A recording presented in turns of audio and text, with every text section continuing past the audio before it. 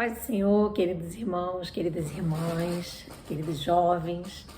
É muito bom estarmos nesse domingo pela manhã para estudarmos juntos mais uma lição da Escola Bíblica Dominical. Nós tivemos aí aulas maravilhosas ministradas pelo pastor Jefferson e eu espero que todos vocês tenham participado, tenham acompanhado as lições maravilhosas que estão sendo ministradas nesse trimestre, quando nós estamos falando sobre os heróis do Novo Testamento, né? Homens que tiveram uma bagagem muito grande, não é? No seu ministério, na sua vida, e hoje nós estamos compartilhando a vida desses homens e aprendendo também para nós como sermos servos melhores, sermos heróis também do nosso tempo. Amém? Vamos orar?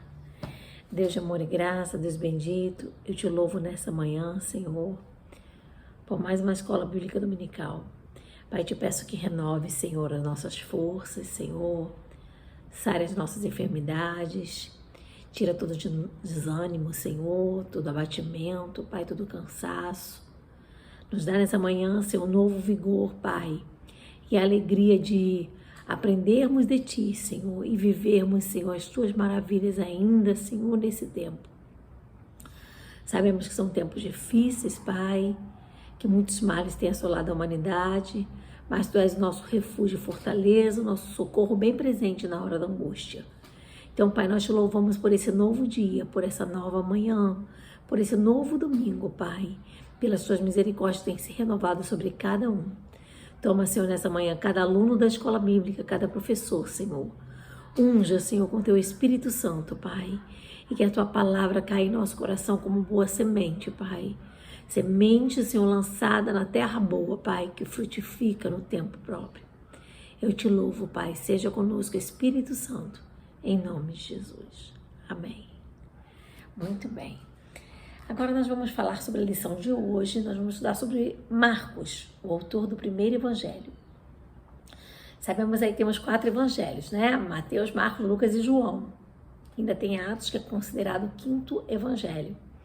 E se a gente for seguir a ordem, a gente diria que o primeiro evangelho foi escrito por Mateus, mas não é assim. Embora Mateus seja o primeiro evangelho na Bíblia, né? Marcos escreveu o primeiro evangelho. O evangelho de Marcos, que é o segundo, né, no caso, na ordem da Bíblia, ele é mais antigo que Mateus. Ele foi escrito primeiro do que Mateus, tá?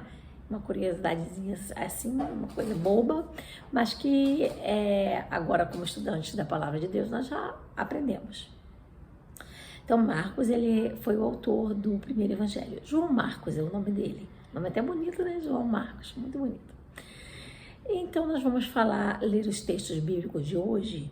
São vários textos, tá? Da lição de hoje. 2 textos de Atos, um de Colossenses, um de Timóteo e um de Pedro. Eu não sei se todos vocês têm a revista e acompanham a aula pela revista, mas se vocês não tiverem, como a gente vai fazer uma leitura contínua, a gente vai colocar aí os versículos.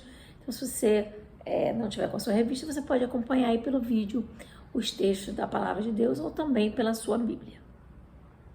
Vamos ler Atos 12, 12 e 25.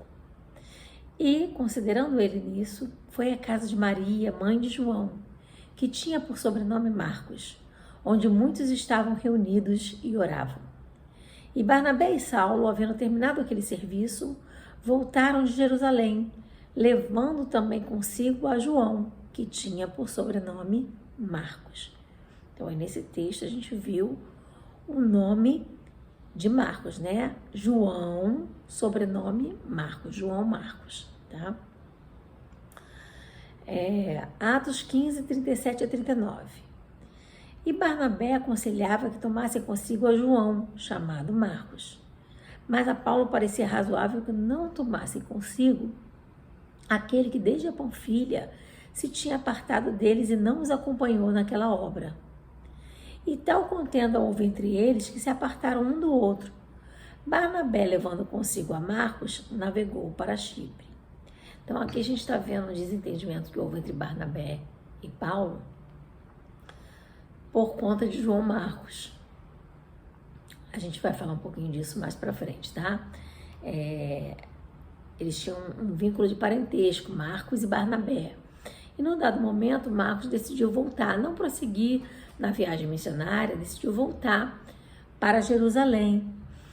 E Paulo se chateou com essa postura de Marcos, né? Não ficou feliz com essa decisão de Marcos ter voltado para Jerusalém. Aí chega um momento que o nome de Paulo, de Marcos, é levantado novamente por Barnabé.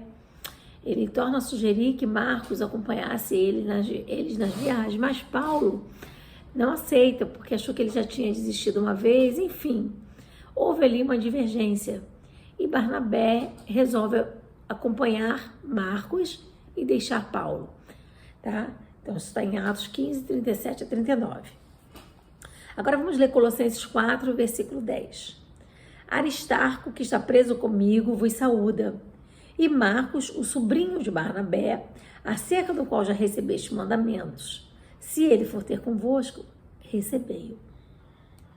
Então aqui, Paulo está escrevendo aos Colossenses, já está falando o grau de parentesco entre Marcos e Barnabé, ele era sobrinho de Barnabé, e Paulo aqui já recomenda Marcos aos Colossenses para que eles recebam, né, Marcos ali na congregação. Então aqui Paulo já faz uma referência positiva a Marcos. O que a gente percebe é que aquele desentendimento, aquela chateação, aquilo passou, teve um momento ali de chateação, mas depois isso foi resolvido, isso passou, foi ultrapassado por eles, tá? Também Paulo escreve na sua segunda carta a Timóteo, capítulo 4, versículos 9 a 11. Procura vir ter comigo depressa, porque Demas me desamparou, amando o presente século, e foi para Tessalônica. Crescente para a Galácia, Tito para a Dalmácia. Só Lucas está comigo. Toma Marcos e traze-o contigo, porque me é muito útil para o ministério. Então a gente vai ver novamente Paulo fazendo referência a Marcos, dizendo que ele é uma pessoa, um vaso útil para o ministério. Então Paulo, em nenhum momento, ele descartou as qualidades de Marcos, nem permitiu que aquele incidente lá do passado fosse uma pedra de tropeço para o ministério de ambos, tanto de Paulo quanto de Marcos, porque Paulo também foi abençoado por Marcos. Não é só Marcos que foi abençoado por Paulo. Os dois abençoavam-se mutuamente, tá? Também na carta de Pedro, 1 Pedro 5,13, a gente vai ver o seguinte: a vossa coeleita em Babilônia vos saúda, e meu filho Marcos.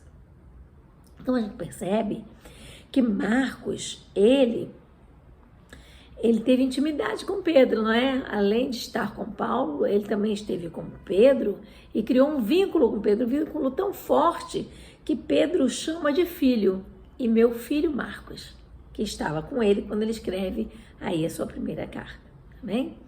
O texto áureo é a segunda parte do versículo 11 da segunda carta de Paulo a Timóteo, capítulo 4, tá? 2 Timóteo 4, versículo 11, a parte B. Diz assim o texto áureo, vamos ler juntos? 1, 2, 3. Toma Marcos e traze-o contigo, porque me é muito útil para o ministério. Que lindo, né?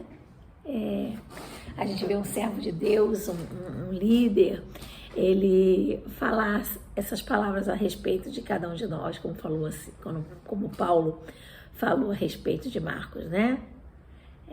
Traz ele de volta, traz ela de volta, porque ela é muito útil aqui, ele é muito útil aqui no ministério. Que coisa linda. Então, muito bem. Então, vamos dar prosseguimento aí à nossa aula. A gente vai ver que Marcos aparece, às vezes, até aqui no começo que a gente viu aqui nos textos, como aí o ponto de contenda, né, entre Paulo e Barnabé. Mas a gente vai ver que isso foi ultrapassado, como eu já disse, por Paulo, pelos apóstolos, né, pelos homens de Deus que trabalhavam pela evangelização dos povos naquela época. E a gente vai ver também que Deus, a providência de Deus, para que as circunstâncias façam com que a gente avance. Nem sempre uma coisa desagradável que acontece é para nos paralisar, é para nos derrotar, é para nos destruir. Às vezes a gente aprende muito com as coisas, com as coisas desagradáveis, com as coisas não tão perfeitas que acontecem, não é? A Renatinha compartilhou com a gente um pensamento esses dias, onde ela disse assim: o inteligente aprende com seus erros, o sábio aprende com o erro dos outros. Então, muitas vezes os nossos erros, aquelas coisas que a gente comete, aquelas falhas que a gente comete, elas servem para nos ensinar. É Deus nos moldando, é Deus nos ensinando a lidar com aquela situação, porque virão outras pessoas também com fraquezas, com problemas, e nós, como é que nós vamos ministrar na vida dessas pessoas, se nós também não sabemos lidar com nossas próprias fraquezas, não é?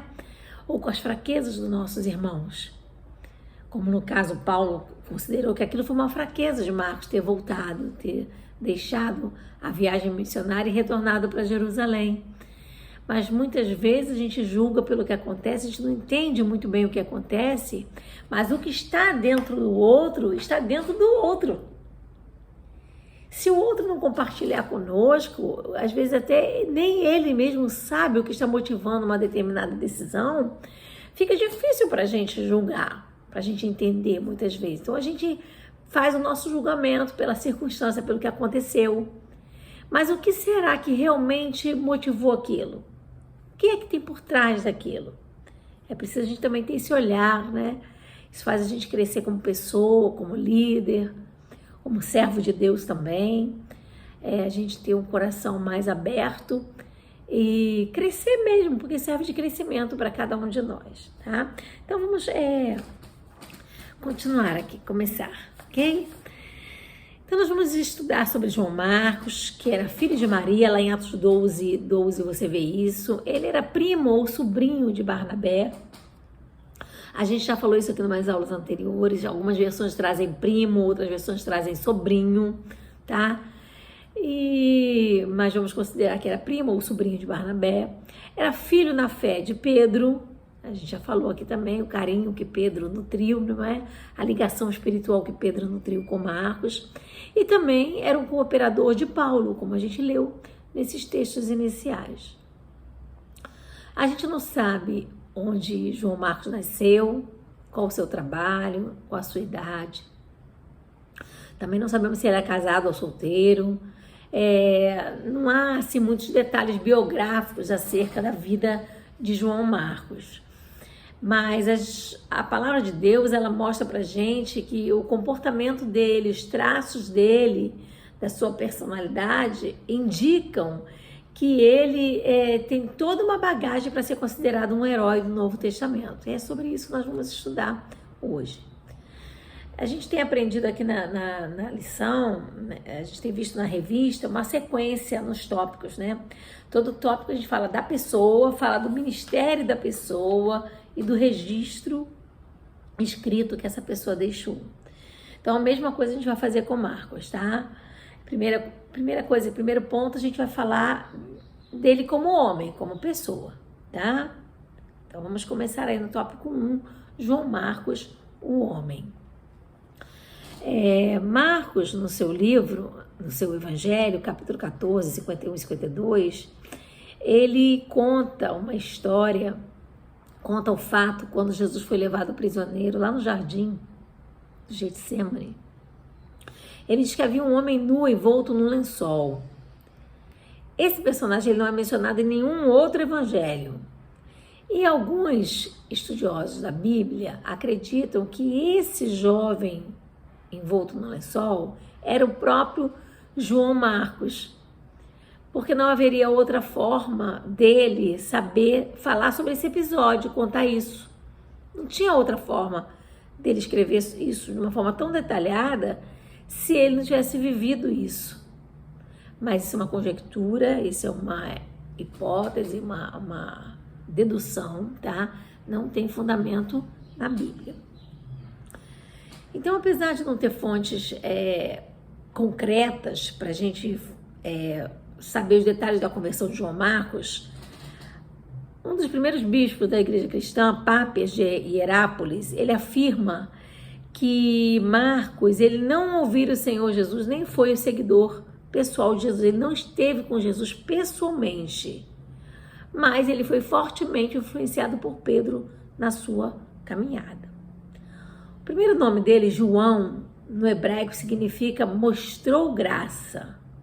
Já Marcos é um nome de origem latina, Marcus, com U, e significa consagrado a Marte, que era uma divindade romana da guerra. E era muito comum essa prática dos judeus dessa época, do primeiro século, eles adotassem dois nomes, um de origem hebraica e outro grego ou latino. A gente já falou sobre isso aqui também, né? Por quê? Eles viviam numa cultura misturada, era uma cultura greco-latina, né? Então o grego era o idioma internacional, o latim era o idioma oficial do império e eles eram judeus, então tinham também a língua hebraica, tá? Então eles na verdade misturavam às vezes dois nomes de origem hebraica e um de origem grega ou latina. Também a gente não pode informar assim com precisão o local em que ele residiu, mas a primeira vez que João Marcos aparece nas Escrituras, o primeiro registro dele nas Escrituras, em Atos 12, diz que ele estava em Jerusalém. Então a gente pode presumir que talvez fosse a sua cidade natal ou onde ele morou com a sua família ali por um bom tempo, tá? A única vez que a mãe de Marcos aparece na Bíblia é em Atos 12:12. A gente já leu. Tomando por base essa referência, a gente percebe que ela possuía alguns recursos financeiros, bons recursos, pois ela cedia a casa dela para que os cristãos daquela época congregassem ali. Então, geralmente era uma casa espaçosa e ela oferecia para que eles ali se reunissem. A gente sabe que naquela época não tinha templos como hoje, as igrejas, os templos, para que as pessoas se reunissem. Elas se reuniam em casas. A igreja primitiva começou nas casas dos fiéis, tá? Então, o lar de Maria, mãe de João Marcos, ele servia como esse quartel-general aí para uma das congregações lá de Jerusalém. Então, Pedro, quando foi liberto da prisão, lá em Atos 12, ele foi para lá, para a casa dela, de Maria, mãe de João Marcos. E alguns acreditam que era nessa casa que ficava o cenáculo, o local lá da última ceia. Também não temos prova concreta disso, tá? Provavelmente Maria, mãe de João Marcos, era viúva, porque o pai dele não é referido na Bíblia, mas também isso não é uma certeza. A gente apoia essa ideia no fato de Lucas se referir à casa de Maria, lá em Atos 12:12. Ele não fala o nome do pai, que geralmente era comum se falar o nome do homem. A casa de Jesus foi a casa de Simão, foi a casa de Lázaro. E aí, Lucas se refere, foi a casa de Maria. Então, presume-se que o pai, o homem, já não vivia mais. A última vez que João Marcos aparece na Bíblia, ele está com Pedro, em Babilônia. A gente também leu esse texto em 1 Pedro 5:13. E vários estudiosos, eles acreditam que, muito provavelmente, essa é uma cidade de Roma. Está lá em Apocalipse 14:8, 16:19, 17:5. Seria uma cidade de Roma. E a gente acredita que Marcos ele fixou residência lá em Roma. Inclusive a tradição defende que o seu evangelho, né, que foi baseado em muitas memórias de Pedro, coisas que Pedro contou para Marcos, e aí Marcos escreveu, ele foi escrito nessa cidade aí de Roma. E algumas tradições posteriores dizem que Marcos teria sido fundador da igreja de Alexandria e que ali ele teria sido pastor daquela comunidade cristã e onde talvez ele tivesse sido martirizado, tivesse sido morto, tá? Agora a gente vai falar sobre João Marcos, o evangelista, no tópico 2. Os traços ministeriais de João Marcos. João Marcos era um evangelista e a gente vai falar um pouco sobre isso, tá? Bem, já falamos que Marcos ele estava com Paulo e Barnabé na primeira viagem missionária. Então, quando Paulo sai na sua primeira viagem missionária, ele leva consigo Barnabé e João Marcos. E ele pregou nas sinagogas, ele cooperou com a palavra de Deus, lá na sinagoga dos judeus em Salamina, a gente vai ver em Atos 13:5. Mas quando eles chegaram em Perge, Marcos decidiu voltar para Jerusalém, está em Atos 13:13. E aí Paulo provavelmente entendeu que Marcos, ele desistiu, ele abandonou a missão dele evangelística e recusou-se a levá-lo numa segunda jornada, né? Ele já desistiu uma vez, quem garante que ele não vai desistir de novo? Então, não quero levar ele não. E aí, por causa disso, Barnabé se desentendeu com Paulo e acabou acompanhando João Marcos. Deixou de seguir a Paulo e foi caminhar com João Marcos. Entretanto, o tempo passou e aí Marcos acabou se tornando um fiel ajudador tanto de Paulo quanto de Pedro, não é? Não é porque um episódio acontece na nossa vida, num determinado momento, que aquilo vai dirigir toda a nossa vida no futuro. A palavra de Deus diz que há tempo para todo propósito, não é? Há tempo de abraçar, de deixar de abraçar, há tempo de guerra, tempo de paz. Não é o que a palavra de Deus fala, é assim mesmo. Na nossa vida, às vezes, acontecem situações em que a gente para um tempo, depois a gente prossegue, em que a gente adoece, a gente se cura, não é? São situações que nos envolvem e que nós devemos transpô-los. O que a gente não pode é permitir que essas situações nos paralisem.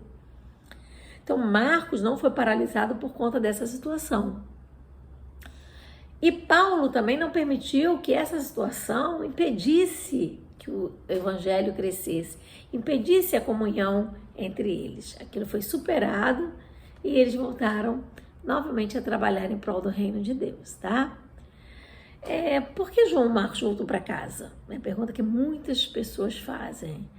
Muitos julgam, dizem que ele foi covarde, que ele abandonou, que ele teve medo, que não sei o quê. Mas vamos analisar um pouquinho, não é? Muitas vezes a gente vê pessoas na casa de Deus, na obra de Deus, que voltam para trás, que desistem da caminhada. Começam a trabalhar numa determinada área e quando sentem o peso daquilo, abandonam, não conseguem prosseguir. Isso não é uma coisa incomum, gente, é muito comum isso acontecer. E às vezes a gente percebe que o caminho é pesado demais, que a gente não vai dar conta daquilo ali não, vai sucumbir. Então a gente acha melhor parar. Talvez possa ter sido isso que aconteceu com João Marcos, não sei. Lucas não diz por que ele voltou para Jerusalém. E aí a gente fica aí aberto a várias interpretações. Vamos ver algumas possibilidades. Vamos tentar aqui analisar aqui algumas possibilidades, motivos pelos quais Marcos tenha voltado para casa. Bom, ele poderia ser muito jovem e ter sentido saudade de casa, já estava há muito tempo. Sabemos quantos anos ele tinha, não sabemos quanto tempo ele já estava distante, mas ele pode ter sentido falta. Não, Paulo, eu vou dar um tempo, vou dar uma ida lá em casa, vou voltar, vou para Jerusalém. Não vou prosseguir não, vou voltar. Não quis contar o motivo, tá? Pode ter sido por isso, não sei. Ou então ele poderia não ter se sentido confortável em evangelizar os gentios. Na primeira parte dessa viagem que eles fizeram para Chipre, né? A pressão ali cultural era muito grande, deve ter sido muito grande para ele também.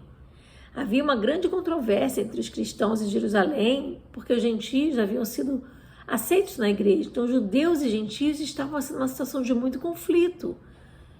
Se Marcos foi embora por preconceito, para não pregar para os gentios, isso talvez explique por que Paulo se recusou a levar ele de novo em uma segunda viagem. Porque, poxa, se ele não quis pregar para os gentios na primeira vez, ele agora não vai, então não tem por que levar ele.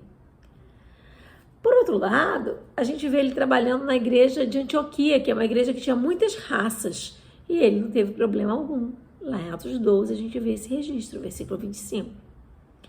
Então a gente acho que poderia ter sido isso, mas também não temos certeza. Ele poderia ter tido dificuldades em se relacionar com Paulo. Porque a gente vê, pelo que a gente escreve, pelo que a gente lê dos escritos de Paulo, que ele tinha uma personalidade forte, que ele falava a verdade na cara, doesse a quem doesse, né? Que ele não tinha a vida dele por preciosa, que ele se arriscava, que ele enfrentava perigos. Ele tinha uma estrutura forte, né? Ele chegava e falava, argumentava. E a gente vê que ele tinha um comportamento colérico, né? Um comportamento assim forte. E talvez Marcos não tenha se adaptado a uma pessoa com esse tipo de comportamento, né? Talvez ele não atendeu às expectativas de Paulo, as exigências de Paulo, e achou melhor ir por outro caminho, antes que ele tivesse algum problema maior. Não sabemos. Eu sei que provavelmente Paulo também refletiu sobre essa separação. Se de repente Paulo entendeu que foi pelo comportamento dele, foram as atitudes dele que causaram aquela separação, a gente vê Paulo depois elogiando, não é? Querendo Marcos de volta. Então, o líder, ele também tem que avaliar isso. Por que uma pessoa se afastou, não quer caminhar comigo? Né? Não é só julgar, é um covarde, é um desistente, abandonou a fé, ou não suportou o peso, não é? O que eu posso ter feito também para contribuir para que ele não caminhasse comigo? E pautado nisso, a gente também fazer uma autoanálise e tentar melhorar no que a gente pode melhorar, não é? Sem perder a nossa essência, é claro, mas a gente sempre pode melhorar. A cada dia nós estamos sendo aperfeiçoados pelo Espírito Santo de Deus em nós, tá? Ele também poderia não ter se adaptado às viagens marítimas. Muita gente fala que ficar muitos dias no mar não é para todos, não é? Tem que ter uma estrutura muito boa e, às vezes, dado aos rudimentos da navegação daquela época, ele não se adaptou, não fez bem para ele. E ele não queria prosseguir, não quero mais, vou voltar. Ele também poderia ter ficado com medo daquilo que eles iriam enfrentar, já tinha visto algumas coisas, né? Então, ele poderia, não quero enfrentar tantos perigos assim, não tenho tanta coragem como Paulo, não sei. Pode ser que ele tenha tido receio do que estava pela frente. Lá em Antioquia, ele se deparou com irmãos que tinham muita compaixão e cuidado uns pelos outros. Mas em Chipre, ele já se encontrou com Elimas, o encantador, e ele percebeu outras situações, né, bem diferentes daquele aconchego espiritual da comunidade lá de Antioquia. Então, provavelmente, ele percebeu que ele teria muitos percalços pelo caminho. E pode ser que ele tenha temido isso e resolvido voltar para casa, tá? Bem, após algum tempo, Marcos e Paulo se reconciliam. Aí, Marcos é citado novamente nas Escrituras, depois dessa separação que Lucas narrou, no capítulo 15 de Atos. E quando ele é citado novamente, ele já está em companhia de Paulo, quando Paulo estava preso, está lá em Colossenses 4:10. Provavelmente Paulo estava preso em Roma, mas a gente não sabe quando é que foi que os dois se reconciliaram. No final da carta que Paulo escreve a Filemon, ele se refere a Marcos como seu cooperador, está lá em Filemon 1:24. Na segunda carta que ele escreve a Timóteo, lá no finzinho da sua vida, não é? Ele demonstra apreço pelo serviço do evangelista. Então ele reconhece ali a grandeza do ministério de João Marcos. João Marcos, ele era também escritor, ele escreveu seu evangelho, uma grande maioria pautada nas informações que ele colheu de Pedro, escreveu muito bem, e a gente vai falar agora no tópico 3 sobre essa atividade de João Marcos, que era escrever, tá? Depois que ele trabalhou na ilha de Chipre e também em outros lugares, como afirma a palavra de Deus, ele passou a ajudar o apóstolo Pedro lá em Babilônia, uma cidade de Roma, tá? 1 Pedro 5,13 a gente vê esse registro. O Evangelho de Marcos não diz quem é o seu autor. Se você for procurar, você não vai achar. Mas os documentos antigos da igreja lá do primeiro século, eles apontam o primo de Barnabé, João Marcos, como autor do primeiro evangelho, que leva o seu nome, Marcos. Pápias, um bispo de Hierápolis, lá por volta do ano 140 depois de Cristo, ele registrou que Marcos interpretou Pedro, escreveu aquilo que Pedro lhe contou. E ele escreveu um evangelho muito preciso. O prólogo romano de Marcos, quer dizer, a abertura do evangelho de Marcos, que está lá, do ano 160 depois de Cristo, também fazia referência a Marcos como autor desse evangelho. Irineu, um dos pais da igreja, no ano 180 depois de Cristo, lá na França, disse que Marcos escreveu uma pregação de Pedro, que também foi dito por Tertuliano e Clemente de Alexandria, no norte da África, por volta de 200 depois de Cristo. Então são informações históricas só para a gente entender que há fundamento em dizer que Marcos escreveu este evangelho. Ele foi o escritor desse evangelho. O evangelho de Marcos, ele foi escrito aos romanos. E ele é único, né? Especialíssimo, porque ele não vem trazer Jesus de uma forma biográfica, mostrando a sua linhagem, como Mateus fez e como Lucas fez. Marcos, ele de um modo geral, ele vem retratar as obras milagrosas do Mestre. Então, os escritos de Marcos, ele apresentam Jesus como o Rei Salvador, como aquele que vence os demônios, como aquele que cura as enfermidades, como aquele que vence a morte. Então, essa é a preocupação de Marcos, mostrar o poder de Jesus Cristo através dos seus feitos, dos seus milagres. Então, um livro assim de muita ação, né? De muita atividade, menos história e mais atividade, os feitos de Jesus Cristo, tá? Agora vamos falar um pouquinho sobre a ordem desse evangelho. Eu já até falei, tá? A ordem dos acontecimentos do evangelho de Marcos, ela segue a do sermão de Pedro na casa de Cornélio. A gente compara isso em Atos 10, do 34 ao 43, e também Atos 13, do 23 ao 33. Naquela época a pregação ela era oral, como a gente vai ver o sermão que Pedro pregou. Não tinha essa coisa da escrita, não é? As informações, as notícias eram passadas oralmente. E aí, haviam vários estilos para que as pessoas gravassem aquele ensinamento. Na época antiga, onde não havia ainda essa questão da tradição escrita, muitas vezes os poemas, né, eram recitados, cantados, porque cantando você grava melhor do que só ouvindo a fala, não é? Quantos salmos a gente conhece porque viraram hinos? Celebrai com júbilo ao Senhor, todos os moradores da terra, servi ao Senhor com alegria. Não é? A gente grava porque virou música. Então a mente grava melhor. Então naquela época que não tinha palavra escrita, era comum se cantar, por exemplo, é um recurso. Às vezes certas formas de se falar, de oratória mesmo, né? Técnicas de oralidade, faziam com que as pessoas gravassem melhor aquele ensinamento. Então essas técnicas de retórica, elas vinham ajudar no ensino e na recordação, às vezes rimas, né? A gente vê esses repentistas lá do Nordeste contam suas histórias com rimas, e aí é muito mais fácil gravar.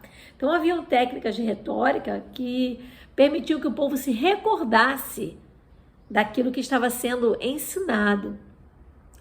E aí o Evangelho de Marcos, ele traz um pouquinho desses estilos aí de oralidade. Ele é um evangelho mais dinâmico, tá?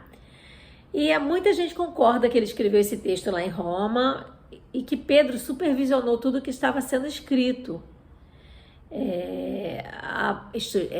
Estudiosos da Bíblia que afirmam que esse evangelho foi redigido na Itália.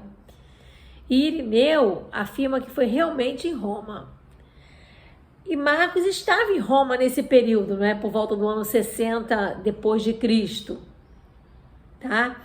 E voltou a pedido do próprio Paulo por volta do ano 65. Então, assim, não tem como a gente duvidar muito dessa evidência do local onde o evangelho foi escrito, tá? Ele foi destinado aos romanos, a gente já falou. Ele escreve esse evangelho para fortalecer e guiar os cristãos de Roma, no meio daquela perseguição imensa que estava tendo por Nero. Nero estava perseguindo os cristãos nessa época. Foi uma época muito conturbada, uma época muito difícil para os cristãos lá em Roma, tá? Mas eles precisavam saber o que Jesus havia sofrido. E eles precisavam também saber que Jesus, depois de ter sofrido tanto, venceu o sofrimento e a morte. Isso era muito importante que eles soubessem. Então, aquele Jesus sofredor também era o Filho de Deus, o Filho do homem, o Cristo, o Messias e o Senhor. E Marcos se preocupa em deixar tudo isso registrado no seu evangelho. Depois que Pedro morre e outras testemunhas que viram Jesus, né, que acompanharam a vida de Jesus pessoalmente, também morrem, essa mensagem desse evangelho precisava ser escrita. Então Marcos redigiu essa história para confirmar essas verdades e transmitir essas verdades às futuras gerações de cristãos que se seguiriam. Então a gente vê aí a grandeza, né, a maravilha que é esse evangelho que foi nos deixado aí como legado para nós compreendermos o poder de Jesus Cristo.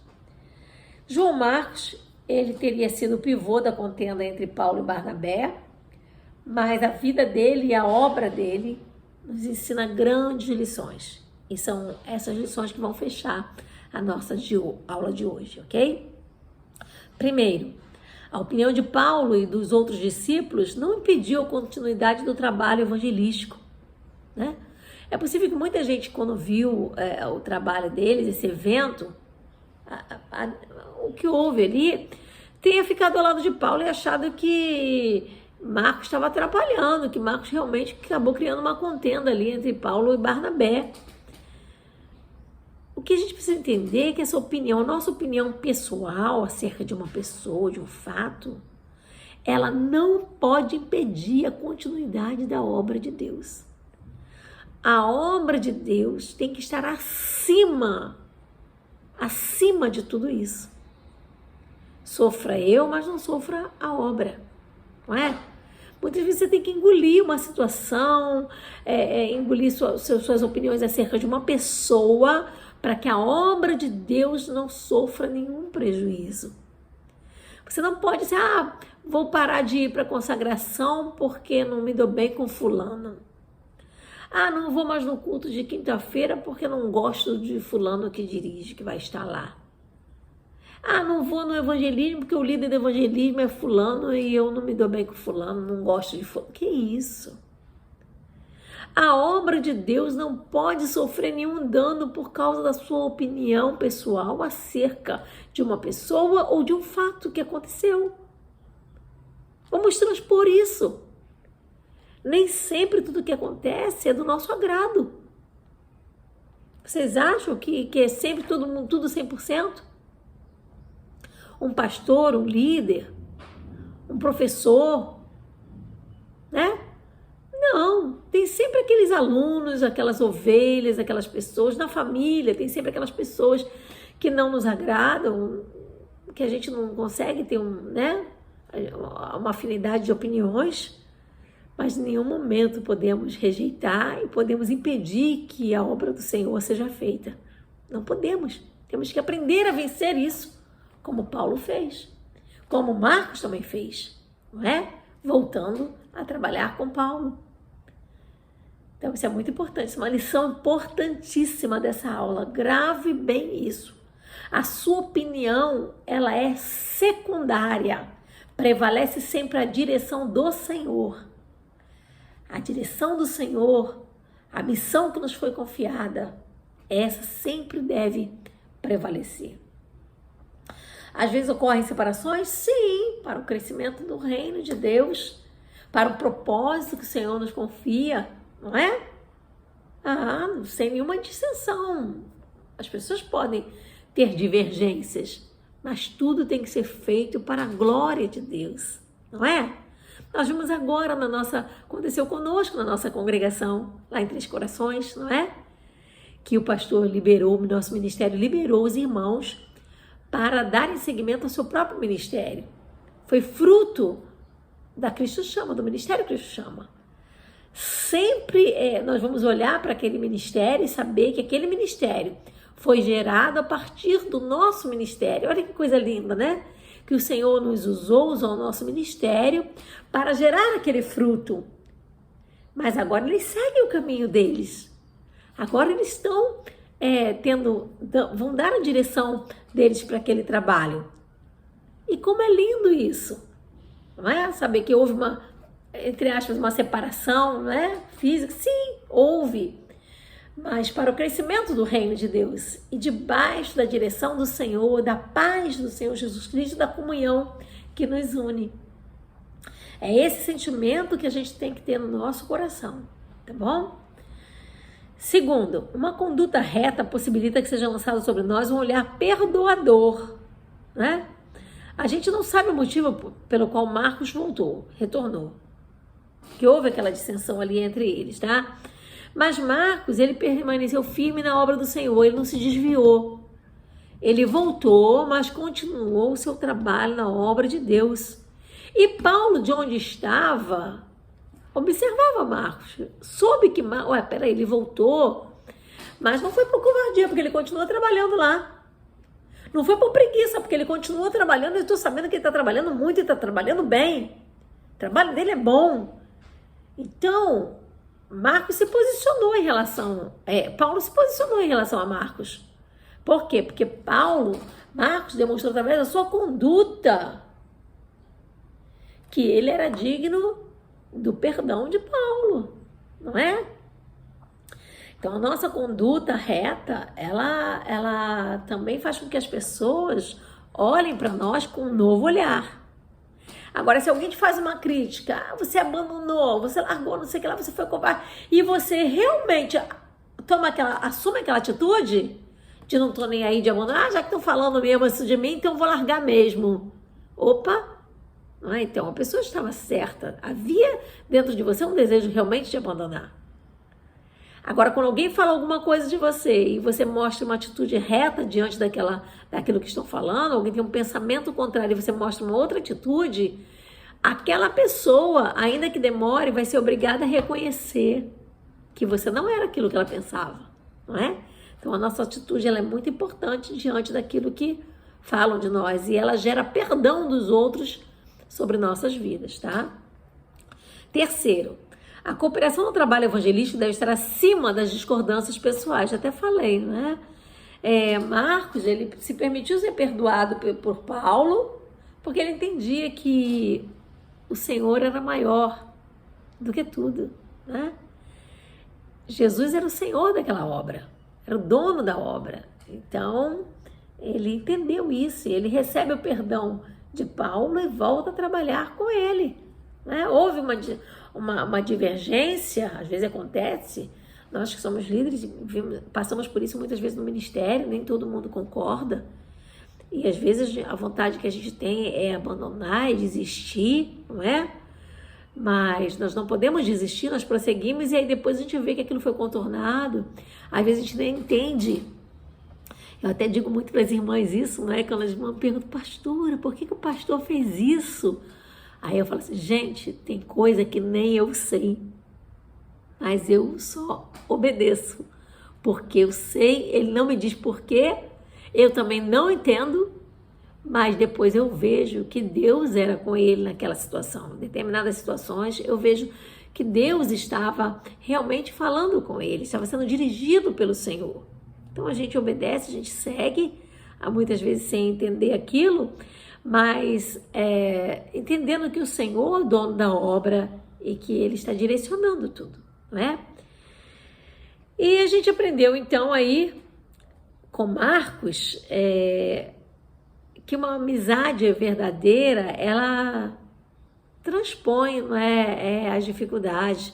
Ele recebeu um carinho, um apoio muito grande de Barnabé, que Barnabé não deixou que ele voltasse sozinho, né? Barnabé o acompanhou, Pedro também o apoiou, deu-lhe carinho, cobertura espiritual, e isso fez com que João Marcos ele prosseguisse no seu ministério e escrevesse esse evangelho maravilhoso que, segundo a permissão de Deus, chegou até as nossas vidas. Então, o poder curador. Então, a gente aprende várias coisas aí com a vida de João Marcos, tá? Também a própria amizade dele com Paulo, que foi estremecida em algum momento, não é? Ela é retomada depois, o que prova que os verdadeiros amigos, eles podem até passar reveses, desentendimentos, mas essa amizade está lá. Essa amizade, ela nunca vai morrer se ela for uma amizade sincera. Ela vai estar sempre lá. Nem o tempo, nem a distância, nem divergências vão conseguir matar essa amizade real e sincera, que foi a de Paulo e Marcos. Então, que nós possamos aprender com esse homem de Deus, a trabalharmos para o Senhor, a tratarmos os nossos relacionamentos, viver bem uns com os outros em prol do reino de Deus. Que possamos continuar a ser instrumentos nas mãos do Senhor para levar esse evangelho. Amém? Essa foi a nossa lição de hoje. Que o Senhor, nosso Deus, fale melhor ao coração de cada um de vocês e que possamos estar juntos no domingo que vem para mais uma aula da Escola Bíblica Dominical. Amém? Vamos orar? Deus de amor e graça, Deus bendito, eu te louvo nessa manhã, Senhor, por essa aula, Senhor, que tem sido ministrada. Como temos aprendido, Senhor, através da vida de João Marcos, Pai. Que possamos ser humildes para voltar atrás, que possamos ser corajosos para seguir em frente, que possamos ser fiéis para nos mantermos íntegros diante da adversidade, Pai, que possamos ter um coração perdoador, que possamos receber o perdão que sobre nós é ministrado, Pai, tudo para que o seu nome seja glorificado em nós e o seu reino seja edificado na terra. Muito obrigada por essa manhã, por cada aluno da Escola Bíblica Dominical. Sara nossas enfermidades, recupera a saúde dos nossos irmãos que se encontram adoentados, acamados, Pai. Dá-nos novo vigor, renova a nossa esperança e a nossa alegria. Nós te oramos, Pai, nessa manhã tão especial, em nome de Jesus. Amém. Que Deus te abençoe, que Deus te guarde. Vamos falar o nosso lema juntos? Eu amo a Escola Dominical. Muito obrigado, Jesus. Que Deus te abençoe.